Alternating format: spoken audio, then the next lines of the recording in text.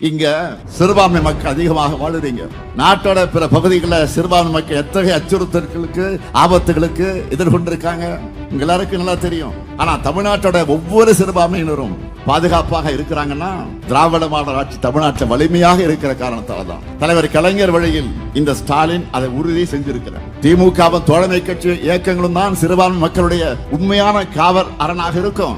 நம்ம திராவிட மாடல் அரசுல இஸ்லாமிய சகோதர சகோதரிகளுக்கு செய்யப்பட்டிருக்கக்கூடிய திட்டங்களை சுருக்கமா சொல்லணும்னா, ஹஜ் புனித பயணம் மேற்கொள்ளும் இஸ்லாமியர்களுக்காக சென்னை விமான நிலையம் அருகே நங்கநல்லூர்ல தமிழ்நாடு ஹஜ் இல்ல கட்டடம் அடிக்கல் நாட்டப்பட்டு பணிகள் தொடங்கி 2024 முதல் தமிழ்நாடு மாநில ஹஜ் குழுவிற்கு ஆண்டு நிர்வாக மானியம் 80 லட்சம் ரூபாயாக உயர்த்தி வழங்கப்பட்டு வருது. கடந்த 4 ஆண்டுகள்ல தமிழ்நாட்டிலிருந்து 11,364 ஹஜ் பயணிகள் புனித பயணம் மேற்கொண்டிருக்காங்க. இதுக்காக அரசு சார்பில் 24 கோடி 56 லட்சம் ரூபாய் மானியமாக வழங்கி இருக்கிறோம்.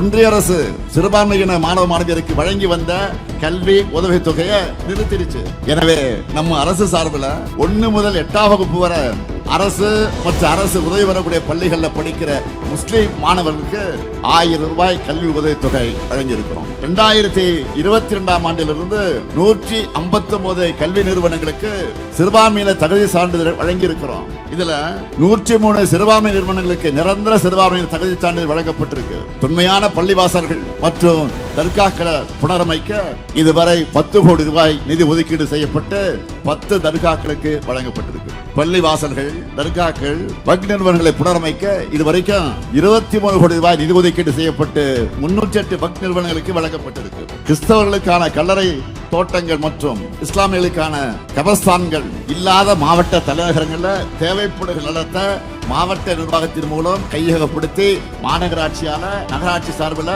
கல்லறை தோட்டங்கள் மற்றும் கபர்ஸ்தான் அமைக்க ஆணைகள் வெளியிடப்பட்டிருக்கு.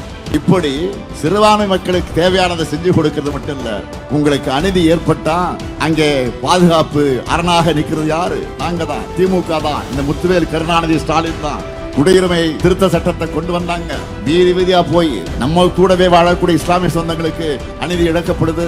நாம தான் துணை நிற்கணும். ஒட்டுமொத்த தமிழ்நாட்டு மக்கள்கிட்ட கையெழுத்து வாங்கி கையெழுத்து இயக்க நடத்தி பாதுகாப்பு தந்தது யாரு? திமுக. இதை கண்டிச்சு இந்த ஸ்டாலின் தலைமையில மாபெரும் ஊர்வலம் போனோம். அதுக்காக என் மேலையும் என் கூட வந்து 8000 பேர் மேலையும் எஃப்ஐஆர் போட்டாங்க. போட்டது யாரு? பச்சோந்திக்கு டப் கொடுத்து கலர் மாறுகிறாரு அந்த பழனிசாமி. அது மட்டுமா, பழனிசாமி அதிமுக என்னவெல்லாம் செஞ்சது? சிஏ சட்டத்தை ஆதரிச்சு வாக்களிச்சது. மாநிலங்களவையில அதிமுக எதிர்த்து வாக்களிச்சிருந்தா இந்த சட்டமே வந்திருக்காது. ஆதரிச்சு வாக்களிச்சது மட்டும் இல்ல, இந்த சட்டத்தால யார் பாதிக்கப்பட்டாங்கன்னு கேள்வி கேட்டு கொச்சைத்தனமாக கேள்வி கேட்டார் பழனிசாமி. இவருடைய துரோகத்துக்கு சிறுபான்மை மக்கள் பதிலளிக்க தொடங்கியதும் கடந்த நாடாளுமன்ற தேர்தலில் பாஜகவை பிரிஞ்ச மாதிரி இவர் கபட நாடகம் போட்டார். அதோட கூட்டணி தர்மத்துக்கான இந்த சட்டங்களை ஆதரிச்சோம் என்று கதை சொன்னார். ஓனாய் எதுக்கு அழுன்னு எல்லாருக்கும் தெரியும் தானே. அதனால மக்கள் என்ன பண்ணாங்க, பழனிசாமியுடைய நடிப்புக்கு ஆஸ்கர் விருது கொடுக்க முடியாதுன்னு 10 தோல்வி பழனிசாமி ஒரு பட்டத்தை கொடுத்தாங்க. இதுல இருந்தாவது பழனிசாமி படம் கத்துக்கிட்டாரா? மறுபடியும் பாஜகவை தோல்ல சுமந்துக்கிட்டு வராரு.